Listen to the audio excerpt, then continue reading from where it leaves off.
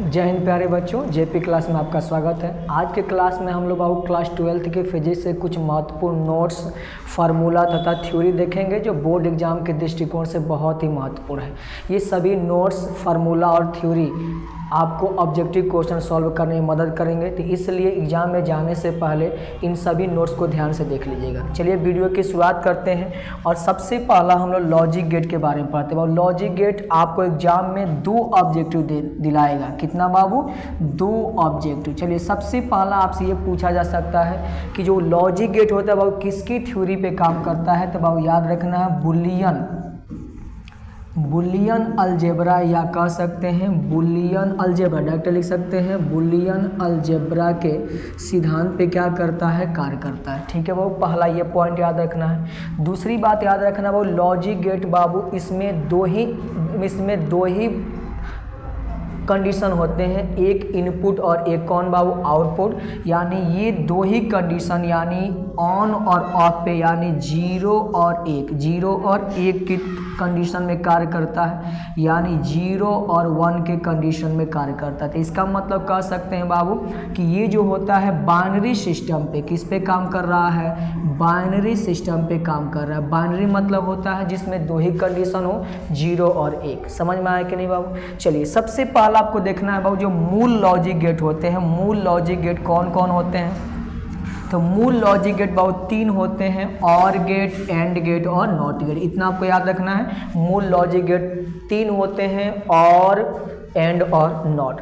और अगर universal logic gate, कई बार एग्जाम में पूछा गया कि यूनिवर्सल लॉजिक गेट कौन कौन होते हैं, तो याद रखना है नॉर गेट और नैंड गेट। नॉर गेट और नैंड गेट कौन सा गेट होते हैं, यूनिवर्सल लॉजिक गेट होते हैं। यूनिवर्सल लॉजिक गेट मतलब बाबू कि नॉर गेट और नैंड गेट का उपयोग करके हम मूल लॉजिक गेट प्राप्त कर सकते हैं। यानी नॉर गेट और नैंड गेट से हम लोग और गेट, एंड गेट और नॉट गेट प्राप्त कर सकते हैं। समझ में आया कि नहीं बाबू? चलिए सबसे पहला आपको याद रखना और गेट।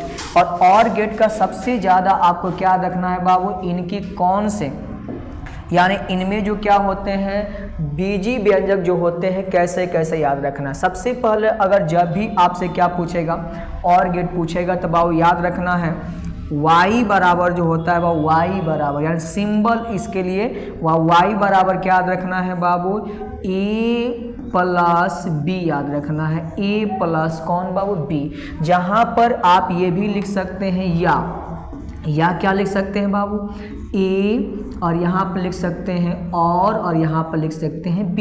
a और b ये कौन सा गेट है बाबू, और गेट है। और ये इसका क्या है, बुलियन व्यंजक है। कौन व्यंजक बाबू, बुलियन व्यंजक। तो अगर आपसे पूछा जाएगा कि और गेट का बुलियन व्यंजक क्या होता है, तो याद कर लीजिएगा और गेट का बुलियन व्यंजक कितना होता है, y बराबर होता है a प्लस b। जहाँ y क्या है बाबू आपके पास, आउटपुट है। क्या है बाबू, आउटपुट। और ए और बी ये क्या है बाबू, इनपुट है।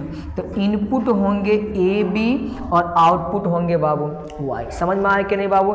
अगर इसका सिंबल पूछे, क्या पूछे बाबू, सिंबल। ध्यान से देखिएगा, मैं यहाँ पे बना देता बाबू। सिंबल अगर पूछेगा SYMBOL, कई बार एग्जाम में पूछा गया है। सिंबल कहेगा बाबू तो आप चांद के जैसे बनाइए। किसके जैसा बाबू, चांद के जैसा। चांद कैसा बनाइएगा, ऐसे बनाइएगा, ऐसे बनाइएगा।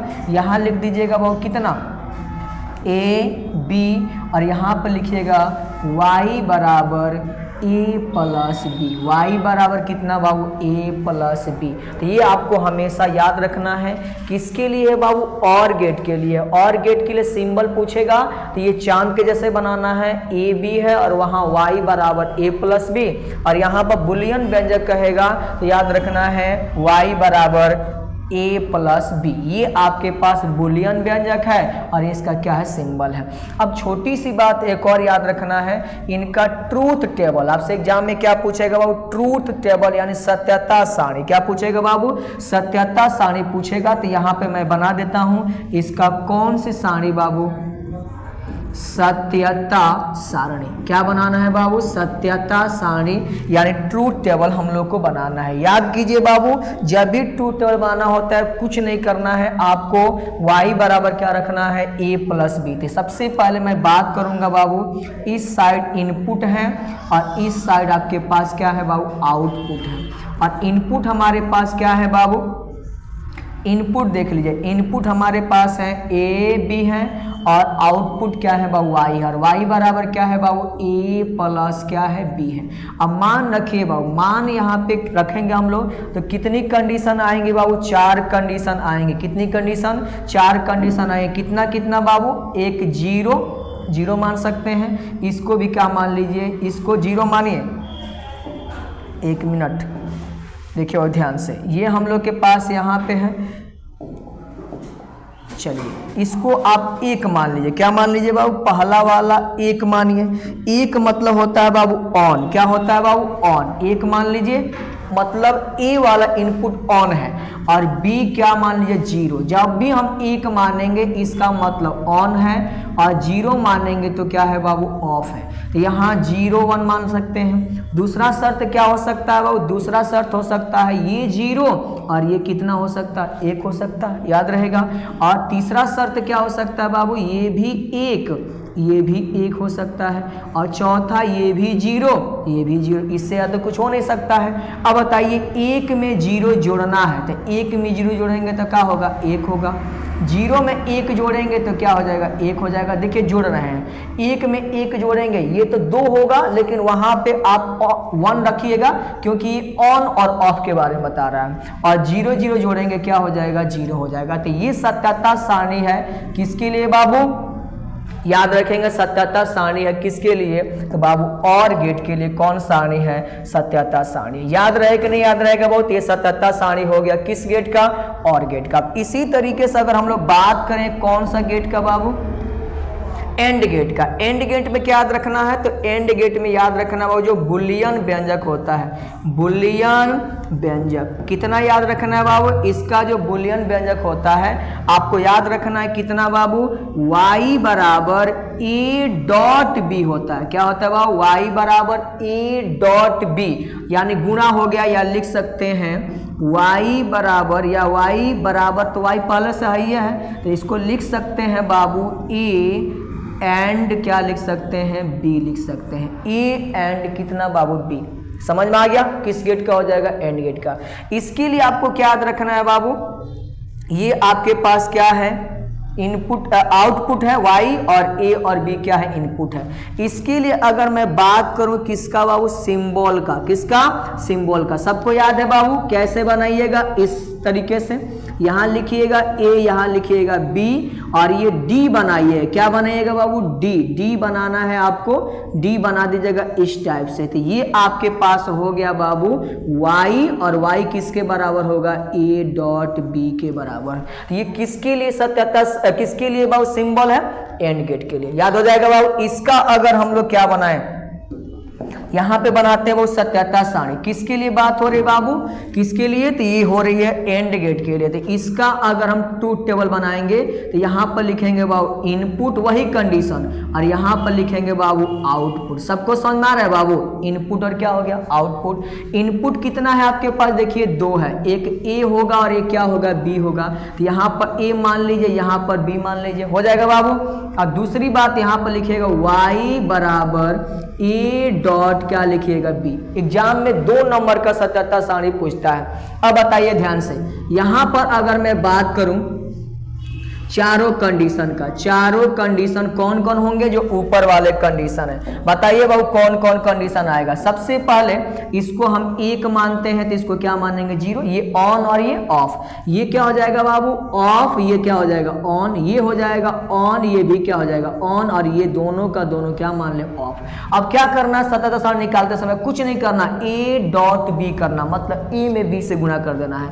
a कितना है? 1, b कितना है? 0। गुणा करेंगे 0, 0 में 1 से गुणा करेंगे 0, 1 में 1 से गुणा करेंगे 1, और ये हो जाएगा 0 में 0 से गुणा करेंगे 0। तो ये किसके लिए सत्यता सारणी हो गई बाबू? तो ये है एंड गेट के लिए।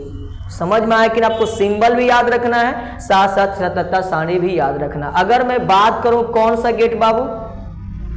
कौन सा गेट बाबू? तो याद रखिएगा नॉट गेट। नॉट गेट में आपको याद रखना है इसके लिए जो क्या होता है बुलियन व्यंजक। क्या होता है बाबू? बुलियन व्यंजक। कितनी होती है वो बुलियन व्यंजक? याद कर लीजिएगा y बराबर होता है बाबू a का बार, यानी इसमें केवल एक इनपुट होते हैं। तो ये पॉइंट याद रखिएगा बाबू, ये एक ऐसा लॉजिक गेट है जिसमें केवल एक क्या होता है? इनपुट होता है। तो केवल एक इनपुट वाला जो गेट होता है लॉजिक गेट होता है। वो कौन लॉजिक गेट? Not gate.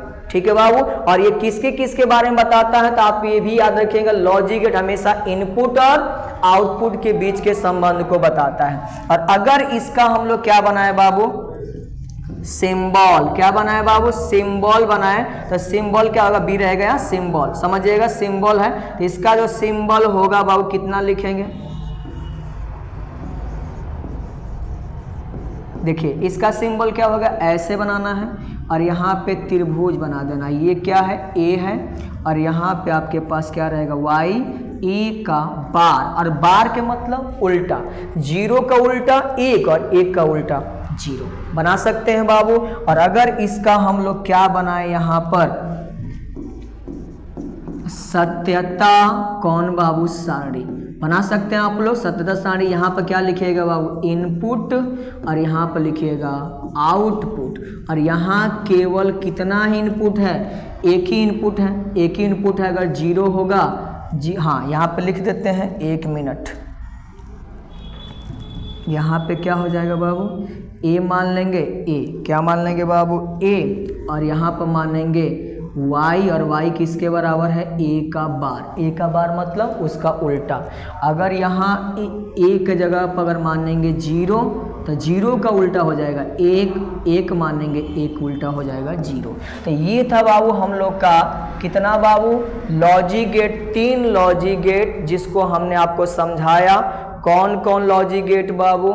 याद रखेंगे कौन कौन है, यानी और गेट, एंड गेट और कौन गेट बाबू? Not gate. तीनों का हमने आपको क्या बताया?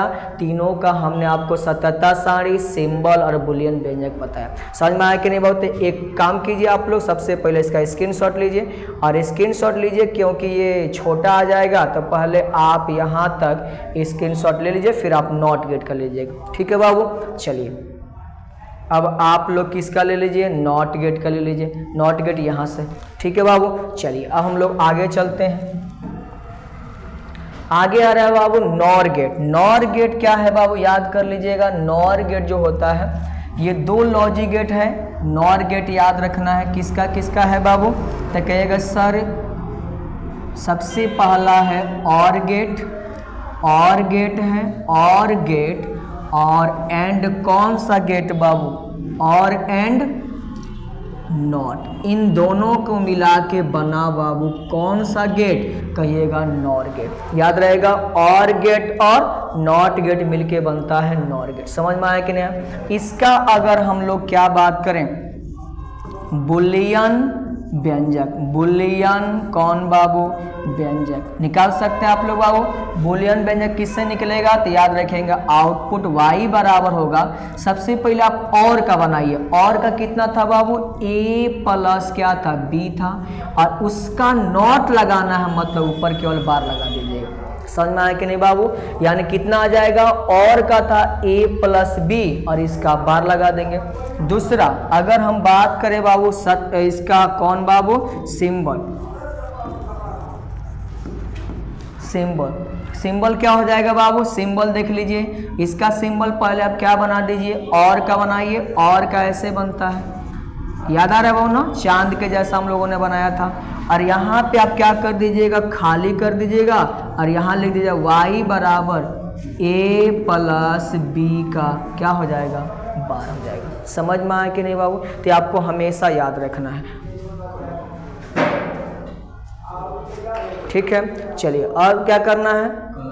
हाँ इसका क्या निकालना है? सत्यता सारणी। क्या निकालना है बाबू? सत्यता सारणी। मैं निकालूंगा नहीं, टाइम की कमी है। आप लोग इसको बता देता हूं कैसे निकालना है। सत्यता सारणी। सत्यता सारणी क्या हो जाएगा बाबू? याद रखना है यहाँ पे क्या होगा बाबू? ये लिखिएगा इनपुट और ये लिखिएगा कौन बाबू, आउटपुट, इनपुट और आउटपुट। ठीक है बाबू, इनपुट में कौन आएगा, ए, और कौन आएगा, बी। आउटपुट में y बराबर a प्लस बी लिखिएगा, उसका बार कर दीजिएगा। मतलब दोनों को जोड़ना है और जोड़ के उसका उल्टा लिख देना। मतलब एक आएगा तो 0, 0 आएगा तो 1 निकाल सकते हैं बाबू। इसका स्क्रीनशॉट लीजिए। फिर हम लोग चलते हैं किस गेट के पास, नैंड गेट के पास। नैंड गेट क्या कह रहा है बाबू, नैंड गेट कह रहा है बाबू यहाँ पे जिसमें क्या होगा बाबू, याद रखना है एंड गेट होगा और प्लस होगा बाबू नॉट गेट। एंड और नॉट गेट मिलकर क्या बनाता है बाबू, नैंड गेट बनाता है। अगर इसका हम लोग बात करें बुलियन व्यंजक, कितना होगा बाबू, कोई है जो बताएगा। बुलियन व्यंजक इसका होगा y बराबर a dot b. A dot b किसका होगा बाबू, एंड का, और नॉट लगाना तो ऊपर बस बार कर देना है।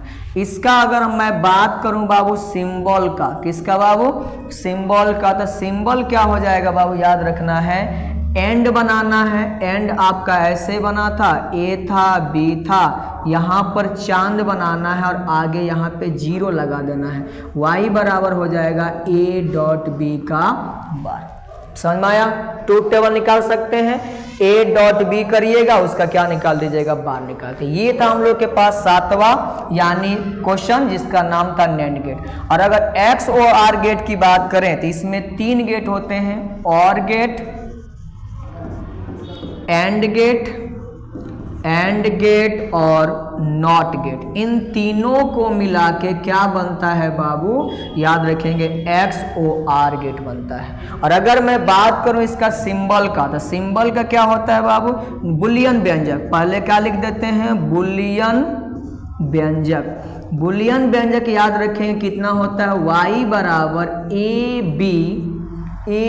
बी, और इसमें a का बार होगा तो b का बार नहीं होगा, और प्लस a का बार नहीं होगा, b का बार होगा। मतलब जितना b होगा उसका उल्टा लिखना है। 0 होगा तो 1, 1 होगा तो 0।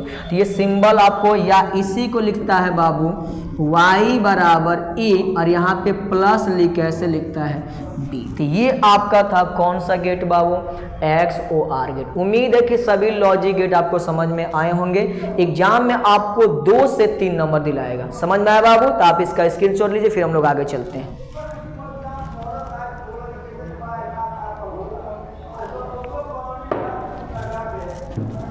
चलिए वो देखिए आगे आ रहा है वो गॉस प्रमेय। गॉस प्रमेय क्या होता है वो ध्यान से देखिएगा। गॉस प्रमेय क्या कहता है, आप डायरेक्ट फार्मूला याद रखेंगे। किसी बंद सतह से होकर गुजरने वाला कुल विद्युत फ्लक्स उसके अंदर उपस्थित आवेश का कितना गुना बाबू, 1/ε0 गुना होता है। तो आप याद कर लीजिएगा कि गॉस प्रमेय होता है बाबू फाई बराबर Q बट्टा, या फाई बराबर कितना है बाबू, फाई यानी विद्युत फ्लक्स, उसके अंदर उपस्थित आवेश मान लीजिए Q है, इसका 1/ε0 गुना, यानी कह सकते हैं Q/ε0। ये है बाबू हमेशा याद रखना है गॉस प्रमेय। तो कई बार एग्जाम में पूछा है कि गॉस प्रमेय कितना होता है, तो कहेगा सर किसी बंद सतह से होकर गुजरने वाला कुल फ्लक्स उसके अंदर उपस्थित आवेश का 1/ε0 गुना होता है। तो आप इसको याद रखिएगा, ठीक है बाबू। चलिए, और कई बार एग्जाम में ऐसे लिख देता है Q/ε0, या इसको लिख सकता है Q और ε0 का पावर लिख सकता है -1। तो ये भी ऑब्जेक्टिव आपसे पूछा गया है, ठीक है बाबू। चलिए अब हम लोग बात करते हैं कुछ गॉस प्रमेय का एप्लीकेशन, और ये 5 नंबर का पूछ सकता है। अगर आपको फार्मूला याद है तो ऑब्जेक्टिव सॉल्व हो जाएगा, ठीक है बाबू। पहला कह रहा है कि सर अनंत लंबाई के आवेशित तार के कारण जो तीव्रता होती है, याद कर लीजिएगा, E बराबर होती है बाबू 1/2πε0 लैम्डा बट्टा कितना होता है, R होता है। तो याद कर लेंगे बाबू अनंत लंबाई के आवेशित तार के कारण तीव्रता कितनी होती है, 1/2πε0 लैम्डा बट्टा R। आर। याद रहेगा बाबू, ये आपको याद रखना है, ठीक है बाबू। चलिए अब आवेशित चादर के कारण जो तीव्रता होती है, पूछा गया कई बार ऑब्जेक्टिव में, आवेशित चादर का जो तीव्रता होती है बाबू सिग्मा बट्टा 2 एप्सिलॉन नॉट। आवेशित चादर के कारण जो तीव्रता होती है कितनी होती है बाबू, सिग्मा बट्टा 2 एप्सिलॉन नॉट, जहां पे सिग्मा क्या है, पृष्ठीय आवेश घनत्व। अगर यही पूछेगा बाबू चादरों के बीच, ये आपको याद रखना है, चादरों के बीच अगर आपसे क्या पूछेगा, वो तीव्रता पूछेगा, तो ये याद रखेंगे दोनों को जोड़ देंगे, ई बराबर हो जाएगा सिग्मा बट्टा एप्सिलॉन नॉट। यानी दो चादर के कारण पूछ रहा है, तो एक चादर का सिग्मा बट्टा 2 एप्सिलॉन नॉट और दूसरे चादर का भी सिग्मा बट्टा 2 एप्सिलॉन नॉट, दोनों को जोड़ेंगे तो सिग्मा बट्टा कितना आएगा, एप्सिलॉन नॉट। और एक और बात याद रखना है बाबू, चालक के कारण, किसके कारण, चालक के कारण अगर तीव्रता पूछेगा, चालक के कारण यहाँ पे अगर आपसे क्या पूछे बाबू, तीव्रता पूछे, तो कितना याद रखिएगा, चालक का तीव्रता होती है ई बराबर कितना बाबू, ई बराबर बाबू सिग्मा बट्टा एप्सिलॉन नॉट। तो ये भी आपसे कई बार एग्जाम में पूछा गया, तो याद रखेंगे आवेशित चादर का तीव्रता ई बराबर सिग्मा बट्टा 2 एप्सिलॉन नॉट। चादरों के बीच तीव्रता बाबू, चादरों के बीच तीव्रता तो याद रखना है सिग्मा बट्टा एप्सिलॉन नॉट। और चालक के कारण पढ़ना है ध्यान से, चादर चालक, चालक कारण तीव्रता पूछेगा सिग्मा बट्टा एप्सिलॉन नॉट। कोई दिक्कत बाबू। चलिए अब हम लोग आगे बढ़ते हैं, कह रहा है गोली चालक के अंदर पूछेगा, गोली चालक के अंदर तीव्रता पूछा जाए आपसे, तो ई बराबर क्या होता है बाबू, शून्य होता है। ये कई बार एग्जाम में पूछा गया है कि किसी भी गोली चालक के अंदर तीव्रता क्या हो जाएगी, शून्य हो जाएगी। अगर यही पूछता बाबू गोली चालक के अंदर, चालक के अंदर कौन बाबू, विभव पूछता, तो विभव याद रखेंगे हमेशा क्या होता है, नियत और एक समान, यानी कह सकते हैं समरूप एंड क्या होता है, नियत होता है। तो ये आपको याद रखना, विभव समरूप और नियत होता है, जबकि तीव्रता शून्य होती है, कई बार एग्जाम में पूछा गया है। चलिए स्क्रीनशॉट लीजिए, फिर हम लोग आगे चलते हैं। चलिए नेक्स्ट आ रहा है वो आपके पास, चालक की धारिता को प्रभावित करने वाले कारण। कई बार एग्जाम में 2 नंबर से का पूछा गया है कि चालक की धारिता जो होती है उनको कौन कौन प्रभावित करता है, तो वह चालक के आकार पर निर्भर करता है, चालक की आकृति पर निर्भर करता है और चालक के समीप रखे हुए माध्यम पर निर्भर करता है। यानी चालक का आकार जितना बड़ा होगा उसकी धारिता उतनी ही अधिक होगी। चालक की आकृति हमेशा याद रखना है कि नुकीले चालक के आवेश धारण करने की क्षमता क्या होती है, कम होती है। और चालक के समीप रखा माध्यम पर, चालक के समीप कोई भी माध्यम होगा उस चालक की धारिता क्या होगी, बढ़ेगी। समझ में आए कि नहीं बाबू।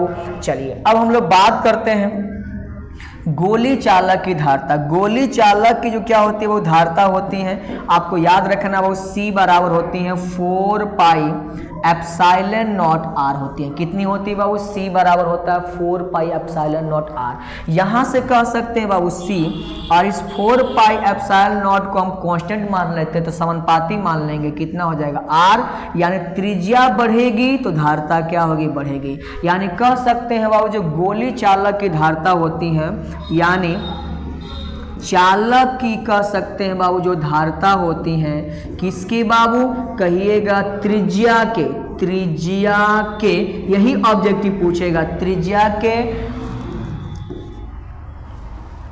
अनुक्रमानुपाती। क्या होता है बाबू, अनुक्रमानुपाती, अनुक्रमानुपाती, या इसको अनुत्क्रमानुपाती लिखेगा तो उल्टा हो जाएगा, या कह सकते हैं बाबू समानुपाती होता है, होता है।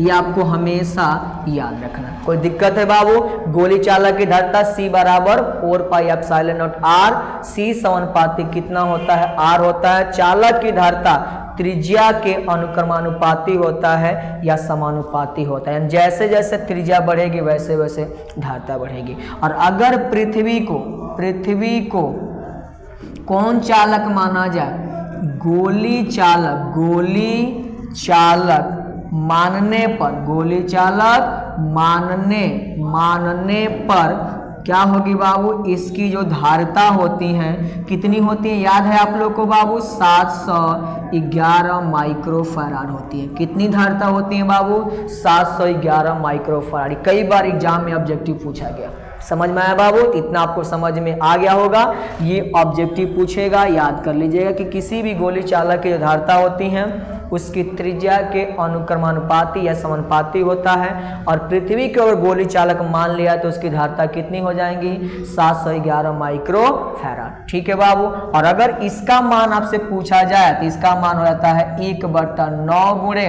10 के पावर 9।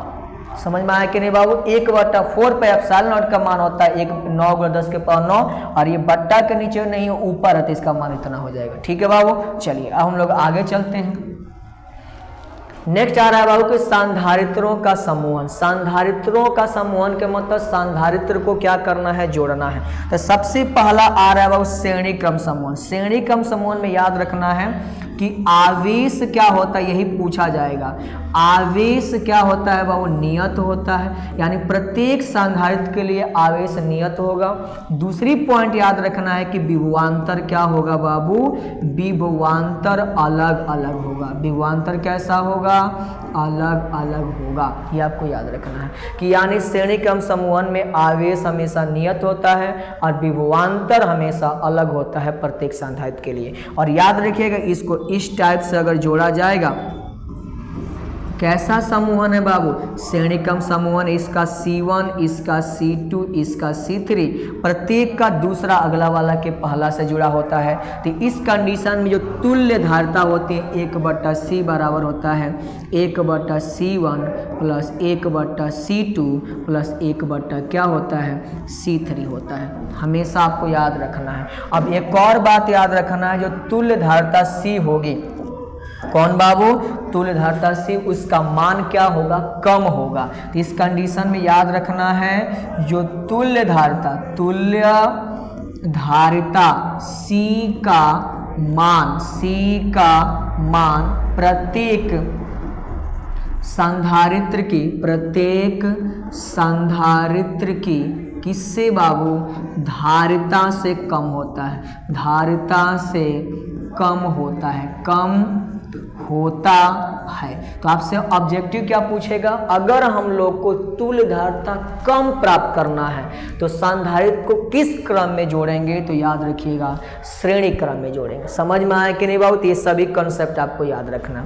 चलिए अब हम लोग बात करें अगर समांतर क्रम, किसकी बात करें बाबू, समांतर क्रम की अगर हम लोग बात करें तो इस कंडीशन में क्या होगा बाबू, यानी जो क्या होगा, आवेश होगा, आवेश का मान क्या होता है, भिन्न भिन्न होता है। जबकि इस कंडीशन में किसका मान बाबू, विभवांतर का मान, विभवांतर का मान, या कह सकते डायरेक्ट हम लिख देते हैं विभवांतर कैसा होता है बाबू, तो विभवांतर हमेशा नियत होता है। कोई दिक्कत बाबू, इस कंडीशन में जो C होता है बाबू, C1 प्लस C2 प्लस कितना होता है, C3, यही है आपके पास कौन बाबू, तुल्य। क्या है बाबू, तुल्य है। और याद रखना है कि जो इस C का मान होगा, किसका मान होगा बाबू, C का मान, यानी तुल्य धारिता का मान, तुल्य धारिता का मान प्रत्येक संधारित्र की, प्रत्येक कौन बाबू, संधारित्र की किससे बाबू, धारिता से, धारिता से क्या होता है बाबू, अधिक होता है, अधिक होता है। तो अगर हम लोग को अधिक मान प्राप्त करना हो तो कौन क्रम में जोड़ेंगे, समांतर क्रम। कम मान प्राप्त करना हो श्रेणी क्रम। समझ में आया बाबू। चलिए स्क्रीनशॉट लीजिए, फिर हम लोग आगे चलते हैं। चलिए नेक्स्ट कह रहा है कि पारे की 27 समान बूंदों को 5 वोल्ट के समान विभव तक आवेशित किया गया है। यदि सभी आवेशित बूंद को मिलाकर एक बड़ी बूंद बनाया जाए तो बड़ी बूंद का विभव ज्ञात करना। ठीक है बाबू। चलिए क्वेश्चन हम लोग बनाते हैं और ऑब्जेक्टिव पूछेगा, और ऑब्जेक्टिव सॉल्व करना है तो हम लोग को टाइम लेने की जरूरत नहीं है। मैं शॉर्ट ट्रिक बनाता हूं कैसे आपको बनाना है। ठीक है बाबू। चलिए देखिए ध्यान से। सबसे पहला जब भी ये बूंद देगा, बूंद मान लीजिए दिया है कितना, वो 27, कितना बूंद दिया है 27 बूंद दिया। इसके लिए आपको क्या करना है, क्वेश्चन बनाने से पहले आपको देख लेना कितना बूंद की संख्या। जैसे अगर मान लीजिए 8 बूंद देगा, क्या देगा बाबू, 8 बूंद देगा, तो ये होगा 2 गुणे 2 गुणे 2 हो जाएगा बाबू। यानी लिख देंगे हम बाबू 2 के पावर 3, कितना के पावर 3, 2 के पावर 3 लिख सकते हैं। अगर 27 देगा कितना होगा, 3 गुणे 3 गुणे 3 होगा कि नहीं होगा बाबू, ये हो जाएगा 3 के पावर, कितना के पावर, 3 के पावर 3। अगर 64 देगा तो आप लिखिएगा 4 गुणे 4 गुणे 4, यानी ये हो जाएगा बाबू 4 के पावर 3। अगर आपके पास 125 देगा तो कितना होगा, 5 गुणे 5 गुणे 5, 5 गुणे 5 गुणे 5, यानी ये हो जाएगा बाबू 5 का पावर 3। और अगर बाबू 216 देगा तो ये होगा 6 गुणे 6 गुणे 6, यानी 6 के पावर 3। कोई दिक्कत है बाबू? तो आपको क्या करना है, जो भी यहाँ पे 2 3 4 5 6 दिया है, इसको आपको क्या मान लेना है, n मान लेना है। क्या मान लेना है बाबू, जो भी आपके पास आ रहा है 6 4 3 जो भी आ रहा है, इसको किसके बराबर मान लेना है, n के बराबर। समझ में आया कि नहीं बाबू? अब शॉर्ट ट्रिक देखिए बाबू, जब भी आपसे पूछेगा कहिएगा बड़ी बूंद की क्या निकालना है, वो विभव बराबर, तो लिखिएगा बाबू कितना का स्क्वायर, n का स्क्वायर इंटू में कौन बूंद बाबू, छोटी बूंद का क्या लिख दीजिएगा, विभव। बस छोटा सा काम करना है, बड़ी बूंद का विभव बराबर n स्क्वायर इंटू में छोटी बूंद का विभव। देखिए कितना आ रहा है बाबू यहाँ पे, अब कितना बूंद है बाबू, 27। 27 देखिए यहाँ पे यहाँ आ रहा है, तो इसके लिए n के जगह पर कितना आ जाएगा, 3। कितना आ जाएगा बाबू, 3। तो किसका स्क्वायर कर देंगे, 3 का स्क्वायर इंटू में एक छोटी बूंद का विभव कितना है बाबू, देखिए कितना कर रहा है, 5। तो यहाँ 5 लिख दीजिए, कितना आ जाएगा बाबू, 3 के स्क्वायर आ जाएगा 9, और गुणा में 5, 9 पचे 45 वोल्ट। दिस इज क्या है, आंसर। समझ में आया कि नहीं बाबू? तो आपको बनाने का तरीका समझ में आया बाबू, 1 मिनट भी नहीं लगेगा सॉल्व करने में। क्या कर दिए, जितनी बूंद देगा वो हमेशा घन के रूप में ही देगा, तो आप उसको n मान लीजिएगा जिसका घन होगा, और उसका स्क्वायर करके छोटी बूंद के विभव से क्या कर दीजिएगा, गुणा कर दीजिएगा, आंसर आ जाएगा। यानी n स्क्वायर इंटू में छोटी बूंद का विभव, n स्क्वायर यानी 3 का स्क्वायर इंटू में 5, 3 का स्क्वायर 9 गुणे 5 कितना हो जाएगा, 45। समझ में आया? स्क्रीनशॉट लीजिए, ठीक है बाबू। चलिए नेक्स्ट टाइप क्या क्वेश्चन आ सकता है, कह रहा है 64 बूंदों की में प्रत्येक की धारिता 5 माइक्रोफैराड है, उन्हें मिलाकर एक बड़ी बूंद बनाया जाए तो बड़ी बूंद की धारिता ज्ञात करें। इस बार कितना दिया बाबू, 64। अब 64 है बाबू, तो 64 कितना हो जाएगा, 4 गुणे 4 गुणे 4, यानी 4 का पावर कितना, 3। इस बार n का मान कितना आया बाबू, बताइए। n का मान आ गया बाबू, n का मान आ गया कितना, 4। ठीक है बाबू। अब धारिता निकालना, विभव निकालना था तो n स्क्वायर किए थे। अब अगर धारिता निकालना है, यानी बड़ी बूंद की धारिता निकालना है तो क्या लिखिएगा, इसको लिखिएगा n गुणा में किसका बाबू, छोटी बूंद की धारिता, छोटी बूंद की धारिता लिखेंगे। छोटी बूंद की क्या लिखेंगे बाबू, धारिता। बताइए सब लोग, n के जगह पर 4 और बड़ी बूंद, एक बूंद का कितना है, 5 माइक्रोफैराड। 5 माइक्रोफैराड यानी हो जाएगा 5 चौको 20 माइक्रोफैराड। This is answer. समझ में आया कि नहीं बाबू? तो बनाने का तरीका आपको समझ में आया। अगर विभव पूछेगा, क्या पूछेगा विभव, तो n स्क्वायर इंटू में छोटी बूंद का आयतन, और धारिता पूछेगा n गुणे छोटी बूंद की धारिता। समझ में आया बाबू? तो इससे ज्यादा आसान आपको कोई नहीं बता सकता है, ध्यान से देख लीजिएगा। ठीक है बाबू। चलिए अब हम लोग नेक्स्ट क्वेश्चन की तरफ चलते हैं। चलिए नेक्स्ट आ रहा है समांतर प्लेट संधारित्र की धारिता। याद कीजिए वो कितना होता है,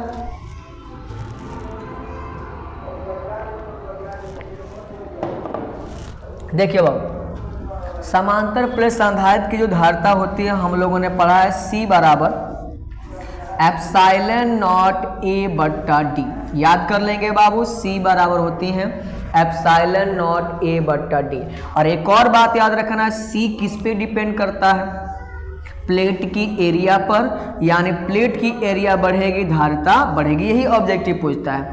दूसरा, C किस पे डिपेंड कर रहा है बाबू? एप्सिलॉन नॉट का मान तो फिक्स होता है, D पर डिपेंड कर रहा है, तो 1 बट्टा D, यानी प्लेटों के बीच की दूरी बढ़ेगी, धारिता उसकी क्या हो जाएगी? घटेगी। और कैसे बाबू याद रखना है? समांतर प्लेट सांद्रता ये है, इनके बीच की दूरी कितना मान लिया गया है? D मान लिया गया है, एरिया कितना माना गया है? A माना गया है। यानी दूरी बढ़ने से धारिता घटेगी और एरिया बढ़ने से धारिता बढ़ेगी। और एक और बात बाबू, कि अगर हम लोग इसको किस में रख दें, अगर हम लोग इसको किसी माध्यम में रखें तो धारिता क्या हो जाती है? बढ़ जाती है। तो ये नोट आपको याद रखना है। क्या रखना है बाबू? कहिएगा, समांतर प्लेट संधारित्र को किसमें बाबू? परावैद्युत, या कह सकते हैं शायद को किसमें? माध्यम में रखने पर क्या बढ़ जाती है बाबू? धारिता बढ़ जाती है, धारिता बढ़ जाती है। तो छोटा सा बात आपको याद रखना, ठीक है बाबू। कई बार आपसे यौगिक परावैद्युतता क्या पूछता है? यौगिक परावैद्युतता वाला, यौगिक परावैद्युतता वाला कौन बाबू? समांतर प्लेट संधारित्र, समांतर प्लेट संधारित्र की क्या कहेगा बाबू? संधारित्र की धारिता पूछता है। तो ये भी आपको याद रखना है। कितना होता है बाबू? तो याद रखेंगे, ये होता है C बराबर एप्सिलॉन नॉट A बट्टा में D माइनस T इंटू में 1 बट्टा ER। यानी यहाँ पे यौगिक परावैद्युतता का आपेक्षिक परावैद्युतता कितना है? ER है। तो इस कंडीशन में धारिता क्या हो जाती है? धारिता हमेशा बढ़ती है। तो जब भी कहेगा कि किसी परावैद्युत माध्यम में रख रहे हैं, आपको डायरेक्ट आंसर मानना है कि धारिता क्या होगी? बढ़ेगी बढ़ेगी बढ़ेगी। समझ में आए कि नहीं बाबू? तो इसका स्क्रीनशॉट लीजिए, फिर हम लोग आगे चलते हैं। मैंने यही मान यहाँ पे रख दिया है बाबू, याद कर लीजिएगा। यही आंसर आप यहाँ लिख लीजिएगा। कौन वाला आंसर बाबू? ये वाला, यही आंसर हमने लिख दिया, ठीक है बाबू। इसकी धारिता कितनी होती है? C बराबर एप्सिलॉन नॉट A बट्टा में D minus T 1 minus ER। यानी ER का मान, या कह सकते कोई भी माध्यम रखेंगे, T कुछ मोटाई वाला तो घटेगा, धारिता क्या होगी? बढ़ेगी। चलिए अब हम लोग आगे चलते हैं। गोली संधारित्र की धारिता, गोली संधारित्र क्या मानना है बाबू? एक ये वाला और एक ये वाला। इसकी त्रिज्या मान लेते हैं बाबू A, इसकी त्रिज्या मान लेते हैं B, ठीक है बाबू। अब इसकी अगर धारिता की बात किया जाए, C बराबर होता है 4 पाई एप्सिलॉन नॉट AB बट्टा में B माइनस क्या होता है? A होता है। AB बट्टा में B माइनस A। किसकी धारिता?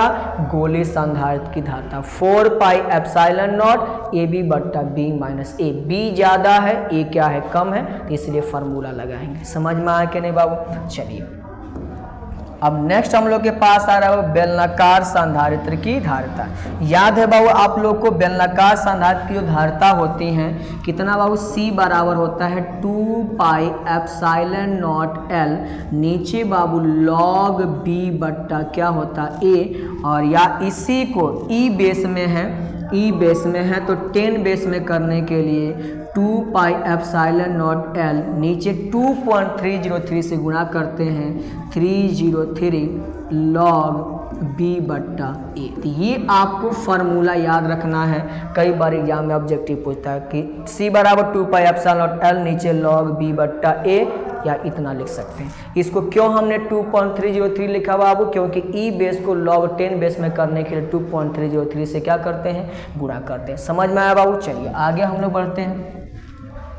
कह रहे बाबू तार का प्रतिरोध, तार का प्रतिरोध आपको मालूम है सबको कितना होता है? R बराबर होता है रो L बट्टा A। आपसे कई बार एग्जाम में डायरेक्ट इससे क्वेश्चन पूछा है।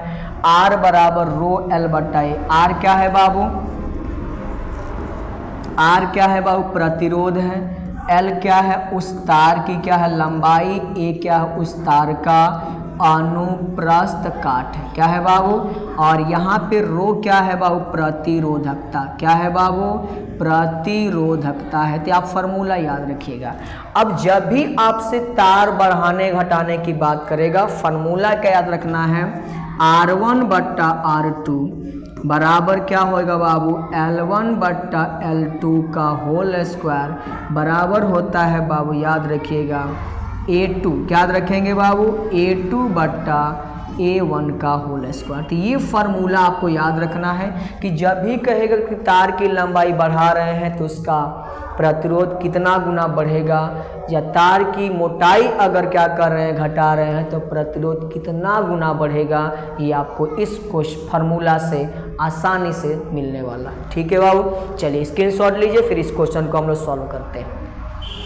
देखिए बाबू क्वेश्चन क्या दे रहा है, क्वेश्चन दे रहा है कि यदि किसी तार की लंबाई को 2 गुनी बढ़ा दी जाए तो उसका प्रतिरोध कितना गुना बढ़ जाएगा। वही फार्मूला पे काम करेगा ये क्वेश्चन।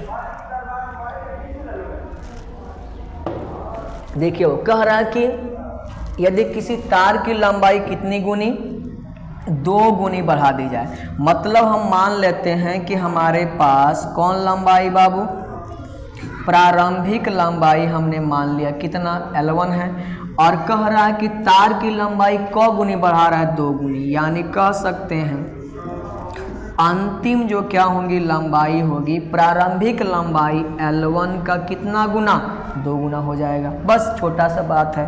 और आपके पास प्रतिरोध, यानी कह सकते हैं जो प्रारंभिक प्रतिरोध है, प्रारंभिक प्रतिरोध मान लीजिए क्या है, R1 है, और आपको क्या निकालना है, अंतिम प्रतिरोध निकालना है, यानी अंतिम प्रतिरोध R2 का मान निकालना है, R2 का मान निकालना। सिंपल सी बात है। बताइए फार्मूला क्या लगेगा, R1 बट्टा में R2 बराबर होता है L1 बट्टा में L2 का होल स्क्वायर। R1 ज्यों का त्यों R2 निकालना है, बराबर क्या हो जाएगा बाबू, देखिए तो L1 ही मान लेंगे, और बस L2 चेंज कर दीजिए, L2 कितना है, 2L1 हो जाएगा, 2L1 का होल स्क्वायर। देखिए बाबू L1 से L1 कैंसिल, यानी R1 बट्टा में R2 बराबर हो गया, ऊपर कुछ भी नहीं बचेगा तो 1 बचेगा, 1 का स्क्वायर 1 और 2 का स्क्वायर 4, तो कह सकते हैं किसका मान निकालना है, R2 का। R2 बराबर हो जाएगा 4 गुणे R1, यानी क गुना बढ़ जाएगा बाबू, 4 गुना 4 गुना क्या हो जाएगा, बढ़ जाएगा, 4 गुना बढ़ जाएगा। दिस इज क्या है, आंसर। समझ में आया कि नहीं वो बनाने का तरीका, सिंपल सा तरीका है। अब डायरेक्ट आंसर ही बना सकते हैं, जो गुना बढ़ाएगा उसका स्क्वायर गुना प्रतिरोध बढ़ जाएगा। क गुना बढ़ा रहा है, 2 गुना, तो उसका स्क्वायर गुना यानी 4 गुना बढ़ जाएगा। बस सिंपल सी बात, आपको फार्मूला याद रखना है, R1 बट्टा R2 बराबर होगा L1 बट्टा L2 का होल स्क्वायर, A2 बट्टा A1 का होल स्क्वायर। ठीक है बाबू, स्क्रीनशॉट लीजिए, फिर हम लोग आगे चलते हैं। चलिए वो आगे कह रहा है कि प्रतिरोधों का समूह, प्रतिरोधों का समूहन से क्या याद रखना है बाबू, इनमें जो होगा श्रेणी क्रम, श्रेणी क्रम में क्या नियत होता है बाबू, धारा क्या होती हैं, नियत होती हैं, और इनमें जो विभवांतर होता है, क्या होता है बाबू, विभवांतर क्या होगा, प्रत्येक प्रतिरोध के लिए क्या होगा, भिन्न भिन्न होगा। समझ में आए कि नहीं बाबू। और इनमें अगर हमसे बात किया जाए तुल्य प्रतिरोध का, कौन प्रतिरोध बाबू, तुल्य प्रतिरोध का, तो इस कंडीशन में क्या होते हैं बाबू, 3 प्रतिरोध जोड़िए, ये है R1, ये है R2 और ये है R3, R1 R2 R3। इस कंडीशन में तुल्य कितना हो जाएगा बाबू, तुल्य हो जाएगा बाबू R बराबर R1 प्लस R2 प्लस कितना, R3। सिंपल सी बात है। अब R1 R2 और R3 है, तो इस कंडीशन में क्या होता है बाबू, याद रखिएगा, ये पूछ सकता है तुल्य प्रतिरोध, कितना प्रतिरोध बाबू, तुल्य प्रतिरोध का मान क्या होता है बाबू, प्रत्येक प्रतिरोध से, प्रत्येक किससे, प्रतिरोध से क्या होता है, कहिएगा सर, अधिक होता है। यानी अगर अधिक तुल्य प्रतिरोध प्राप्त करना है किस क्रम में जोड़ेंगे, हमेशा सही क्रम में। समझ में आया कि नहीं बाबू। चलिए अब नेक्स्ट पॉइंट पे आते हैं हम लोग, कह रहा है समांतर क्रम। समांतर क्रम में क्या होता है, तो याद रखेंगे इसमें किसका मान बाबू, विभवांतर का मान क्या होता है, नियत होता है। दूसरा आपके पास धारा का मान क्या होता है, भिन्न भिन्न होता है। तो यही ऑब्जेक्टिव पूछता है। और इसके लिए कैसे जोड़ना है, ये इस तरीके से और ये भी इस तरीके से। तो इनमें समझिएगा, इनमें क्या होती हैं, जो तुल्य प्रतिरोध होता है 1/R बराबर होता है 1/R1 plus 1/R2 plus 1/R3। याद रहेगा बाबू। अब इस कंडीशन बताइए, बट्टा के नीचे आ रहा है ना, तो इस कंडीशन में कौन प्रतिरोध, कहेगा बाबू तुल्य प्रतिरोध घट जाता है। कौन प्रतिरोध बाबू, तुल्य प्रतिरोध क्या हो जाएगा, याद रखना है, घट जाता है। यानी घट जाता है मतलब प्रत्येक के मान से R1 R2 और R3, ये क्या है R1, ये क्या है R2, ये क्या है R3, प्रत्येक के मान से क्या हो जाता है, कम हो जाता है। कंसेप्ट समझ में आया बाबू। चलिए हम लोग आगे बढ़ते हैं। आ रहा है विद्युत ऊर्जा का व्यंजक। फार्मूला आपको याद होगा बाबू, डायरेक्ट फार्मूला पूछता है आपसे इसका मान निकालने का नहीं पूछेगा, डायरेक्ट फार्मूला। तो विद्युत ऊर्जा U का जो मान होता है, 4 फार्मूला याद रखिएगा, 100% देगा। QV, VIT, I² RT और एक देगा बाबू V²/RT। कितना देगा बाबू, 4 मान देगा। अब ये क्या है बाबू, ये है आपके पास ऊर्जा, ये है आपके पास कौन बाबू, आवेश, ये है आपके पास विभवांतर और I क्या है बाबू, धारा, R क्या है बाबू, प्रतिरोध और T क्या है बाबू आपके पास, समय। तो छोटी छोटी बातें हैं, आपको फार्मूला याद रखना है। एक सबसे मेन बात याद रखना है बाबू कि जो एक यूनिट होता है, एक यूनिट या इसी को कहा जाता है 1 किलोवाट घंटा। याद रखिएगा ये किसका मात्रक होता है, ऊर्जा का मात्रक होता है। इसका मान होता है 3.6 × 10⁻⁶ जूल। मैंने मात्रक पढ़ाते समय आपको बताया है। तो किसका मात्रक है बाबू, तो याद रखिएगा विद्युत ऊर्जा का क्या है, मात्रक है, कितना बाबू, किलोवाट घंटा। और एक और इसका मात्रक बाबू याद रखना है, अन्य मात्रक एक और होता है जिसका नाम है इलेक्ट्रॉन वोल्ट। क्या नाम है बाबू, इलेक्ट्रॉन वोल्ट। आपसे क्वेश्चन पूछेगा इलेक्ट्रॉन वोल्ट किसका मात्रक है, कहेगा विद्युत ऊर्जा का मात्रक है।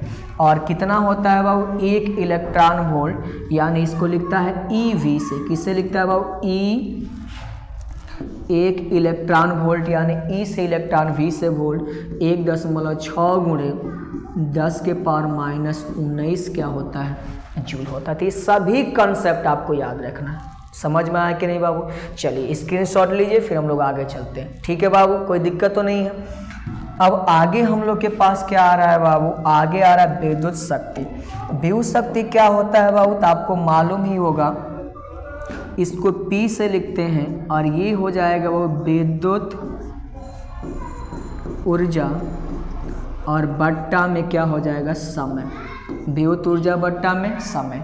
अब विद्युत ऊर्जा का फार्मूला हम लोगों ने लिखा था कितना बाबू, VIT लिखा था बाबू, नीचे किससे भाग दिए, T से।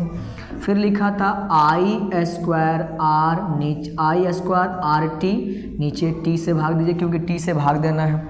और लास्ट था बाबू V²/R, इंटू में क्या था T, नीचे T से T कैंसिल, T से T कैंसिल, T से T कैंसिल। क्या फार्मूला निकल गया बाबू, P बराबर, बोलिए जल्दी, VI कितना बाबू आई स्क्वायर आर और भी स्क्वायर बट्टा आर। अगर इसमें से एक ऑब्जेक्टिव नहीं आएगा तो हमसे कहिएगा कि सर नहीं आया। 100% एक ऑब्जेक्टिव इसमें से आएगा।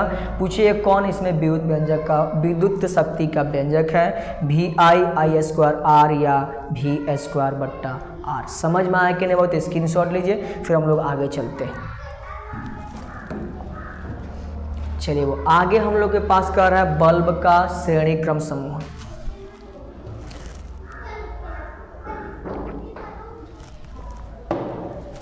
देखिए वो बल्ब का श्रेणी क्रम समूह कहेगा तो आपको याद रखना है बाबू, जो तुल्य क्या होता है, तुल्य पावर होता है। बल्ब का श्रेणी क्रम मतलब बल्ब को श्रेणी क्रम में जोड़ना है।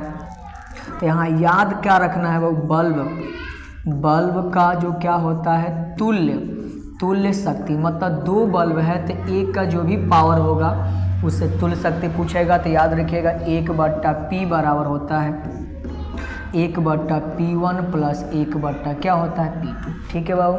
अब यहीं से क्वेश्चन आपका ऑब्जेक्टिव आता है कि अगर पहला बल्ब का पावर है बाबू कितना वाट, 60 वाट, कितना वाट, और दूसरा बल्ब का पावर है कितना वाट, 40 वाट। तो आपसे पूछेगा P बराबर क्या होगा, कितना बराबर, P बराबर किस क्रम में जोड़ा है, श्रेणी क्रम में। कौन लड़का बताएगा बाबू?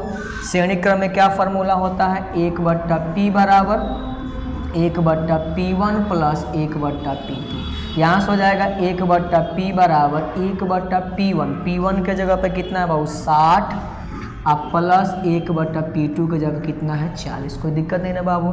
कैसे हम लोग सॉल्व करेंगे बाबू, 1/P बराबर आप एलसीएम निकाल लीजिए, 60 और 40 का हो जाएगा 120, 60 दूना 20, 120 तो 2 बार में, 40 तिहाई तो कितनी बार में, 3 बार में। तो ऊपर हो गया बाबू 5/120। आपको P निकालना, उलाट दीजिए मान, P बराबर हो जाएगा बाबू 120/5, यानी ये हो जाएगा 24/5 120 हो जाएगा, 24 वाट हो जाएगा। दिस इज क्या है आंसर।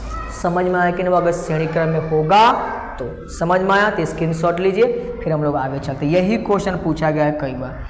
अब कह रहा है बाबू कि अगर इन्हीं बल्बों को हम किस क्रम में जोड़ दें, समांतर क्रम में। किस क्रम में बाबू, समांतर क्रम। तो यहाँ जो पावर होगा यानी कौन शक्ति बाबू, तुल्य शक्ति। कौन शक्ति, तुल्य शक्ति हो जाएगा P बराबर बाबू P1 plus P2, P1 plus P2। जैसे अगर क्वेश्चन दे दे कि P1 का मान, यही क्वेश्चन हो 60 वाट और P2 का मान है कितना वाट, 40 वाट, और किस क्रम में जोड़ा गया है, समांतर क्रम में। तो यहाँ से P बराबर हो जाएगा P1 प्लस P2 बराबर हो जाएगा बाबू 60 प्लस 40, 60 प्लस 40 यानी कितना हो जाएगा, P बराबर 100 वाट। This is answer. समझ में आया कि नहीं बाबू।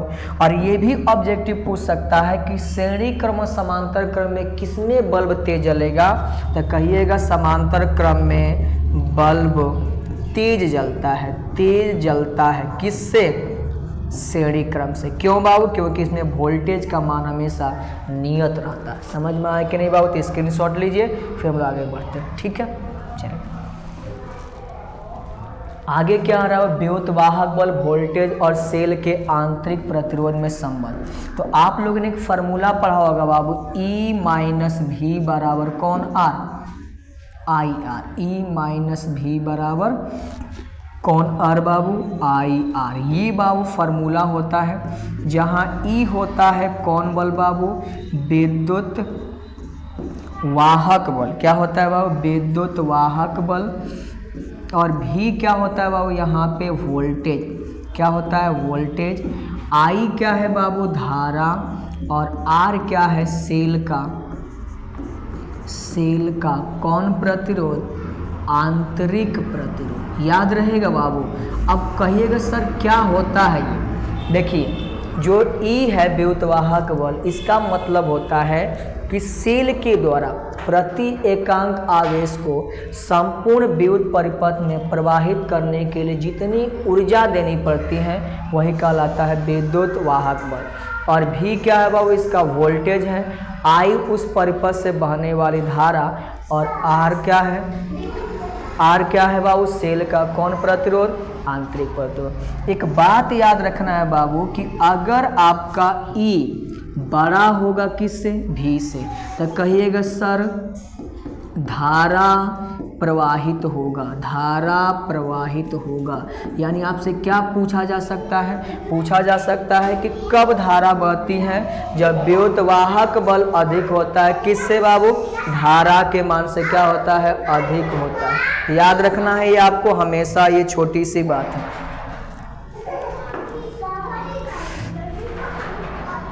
भैया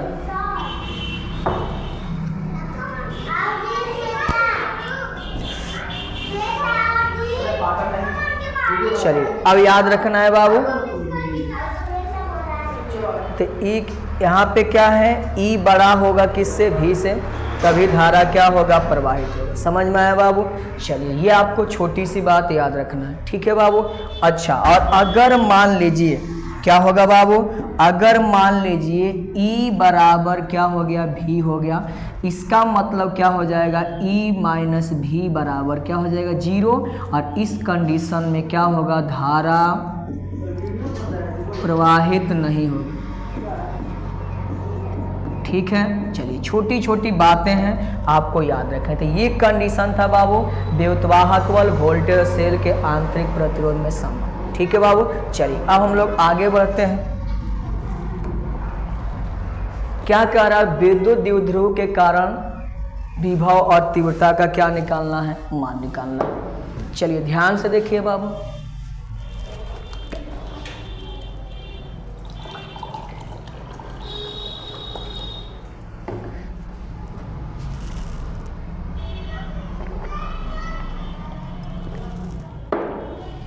देखिए विद्युत द्विध्रुव के कारण विभव और किसका मान निकालना है, तीव्रता का मान निकालना है। देखिए बाबू, अक्षीय स्थिति में विद्युत विभव पूछेगा, आप लोग को प्रूफ करना पड़ेगा ये, लेकिन हम लोग शॉर्ट में उसका आंसर बस याद रखेंगे। अक्षीय स्थिति में जो विभव होता है वो भी बराबर होता है 1/4 pi epsilon not, 1/4 pi epsilon nought p बट्टा आर स्क्वायर माइनस होता है एल स्क्वायर। ये आपको याद रखना है कि अक्षीय स्थिति में विभव का मान कितना होता है, 1/4 पे एप्सिलॉन नॉट पी बट्टा r square minus L square. एक और बात बाबू कि अगर विद्युत द्विध्रुव बहुत छोटा हो, क्या हो बाबू, विद्युत द्विध्रुव बहुत छोटा हो, तो इस कंडीशन में भी समानुपाती, मतलब ये नहीं बदलेगा, ये नहीं बदलेगा, ये नहीं बदलेगा, क्योंकि इसका मान फिक्स होता है। अब P भी फिक्स है तो किस पे डिपेंड करेगा बाबू, केवल R के मान पे डिपेंड करेगा। तो कहेंगे 1 बट्टा कितना होगा, आर स्क्वायर, 1/r। यही ऑब्जेक्टिव आपसे पूछा जाएगा कि अक्षीय स्थिति में विभव कितनी होती है, तो कहेगा सर भी समानुपाती 1/r स्क्वायर। समझ में आया कि नहीं बाबू, मान कितना होता है, भी बराबर 1/4 पे एप्सिलॉन नॉट पी बट्टा r square minus L square. ठीक है, चलिए अगर आपसे पूछा जाएगा किसका मान बाबू, निरक्षीय स्थिति में, किसका मान बाबू, निरक्षीय स्थिति में विभव का मान, तो याद रखेंगे बाबू निरक्षीय स्थिति में जो विभव का मान होता है बहुत ज़्यादा इम्पोर्टेंट है कि निरक्षीय स्थिति में किसका मान, विभव का मान बाबू भी बराबर कितना होता है, 0 होता है। याद रहेगा बाबू, तो ये आपको हमेशा याद रखना है। अब बात करते हैं बाबू अक्षीय स्थिति में तीव्रता का मान। अक्षीय स्थिति में तीव्रता कितनी होती है बाबू, तो याद रखेंगे E बराबर होती हैं 1/4 पाई एप्सिलॉन नॉट। याद रहेगा बाबू 1/4 पाई कितना नॉट बाबू, एप्सिलॉन नॉट, और कितना होता है बाबू 1/4 पाई एप्सिलॉन नॉट, और कितना होगा बाबू, तो याद रखेंगे इसका मान होता है, ऊपर हो जाता है बाबू कितना 2pr, और नीचे होता है R square minus L square का whole square, R square minus L square का होल स्क्वायर होता है। ठीक है बाबू। अच्छा, एक और बात याद रखना है सर, अगर विद्युत द्विध्रुव बहुत छोटा हो तब कितना फार्मूला याद रखेंगे, ई, इसका मान 9 × 10⁻9 होता है, नहीं बदलेगा, 2 नहीं बदलेगा, पी नहीं बदलेगा, आर बदलेगा, तो ऊपर क्या हो जाएगा वो आर, और नीचे लंबाई विद्युत द्विध्रुव की, ये भी नहीं बदलता है, तो आर स्क्वायर का स्क्वायर, यानी आर गुणे आर 2 बार हो जाएगा स्क्वायर, और इसका स्क्वायर है यानी आर गुणे आर, यहाँ से एक आर से एक आर कैंसिल, तो ई समानुपाती होता है बाबू कितना, 1/, कितना क्यू, आर क्यू। तो ये आपसे एग्जाम में ऑब्जेक्टिव पूछा जाएगा। ठीक है बाबू, ध्यान दीजिएगा, ये अभी आपको याद रखना। ठीक है बाबू, तो इसी को अगर क्या मानेगा, विद्युत द्विध्रुव की लंबाई बहुत कम मानेगा, तब ये फार्मूला हम लोग लगाएंगे। ठीक है बाबू, चलिए अब निरक्षीय स्थिति में विभव का मान पूछे, निरक्षीय स्थिति में विभव का मान पूछे तो क्या याद रखना है, ये होता है बाबू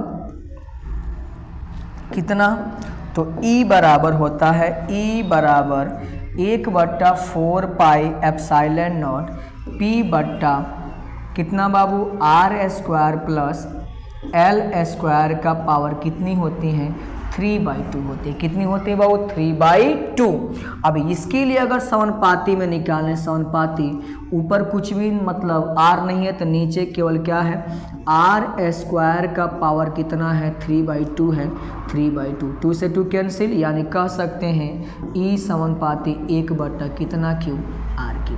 तो ये आपको फार्मूला देगा प्रूफ करने के लिए भी देगा, और आपसे पूछ सकता है कि किस पर क्या कर रहा है, निर्भर कर रहा है। ठीक है बाबू, चलिए अब हम लोग बात करते हैं आगे आपसे ये पूछ सकता है बाबू कि अक्षीय स्थिति और निरक्षीय स्थिति में जो रेशियो होती हैं, तो हमेशा याद रखना है बाबू कि जो अक्षीय स्थिति में ई जो कौन स्थिति में होती हैं, अक्षीय स्थिति में होती हैं हमेशा, ई कौन स्थिति, निरक्षीय। आपसे ऑब्जेक्टिव पूछ सकता है इसका कितना गुना होता है, 2 गुना। कैसे मालूम चलेगा सर 2 गुना, देखिए यहाँ पर भी R³ आ रहा है, यहाँ पर भी R³ आ रहा है, लेकिन ऊपर देखिए इसमें 2 से गुणा है तो 2 से गुणा कर देंगे।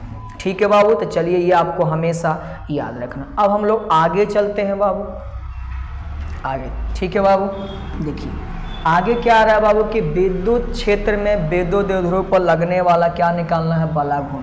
और डायरेक्ट फार्मूला याद रखना है, जो बलागुण होता है, बलागुण कितना होता है बाबू, तो याद रखेंगे टाउ बराबर होता है, टाउ पहले वेक्टर में नहीं लिखेंगे, तो टाउ बराबर कितना होता है, याद है बाबू किसी को, PE कितना बाबू, PE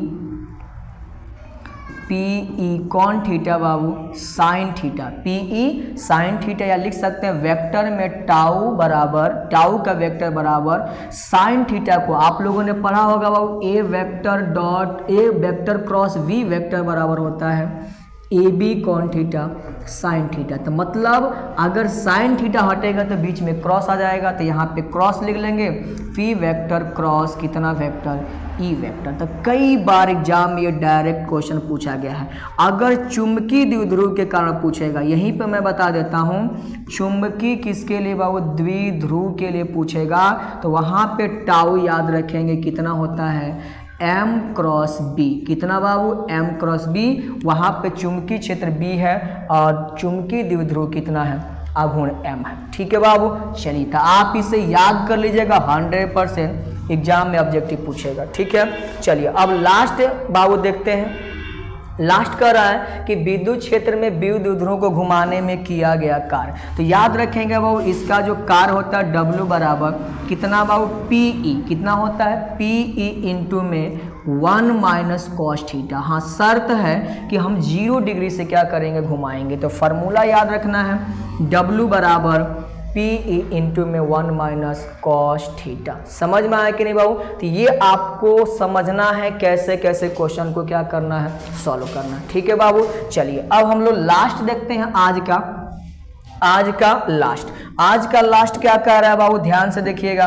कह रहा है बाबू कि साइक्लोट्रॉन में कण का आवर्तकाल वेग के व्युत्पन्नपाती होता है। तो कई बार एग्जाम में पूछा है कि जो आवर्तकाल कितना होता है बाबू, T होता है 1/, क्या होता है, 1/v होता है। ठीक है बाबू, तो ये ऑब्जेक्टिव पूछेगा।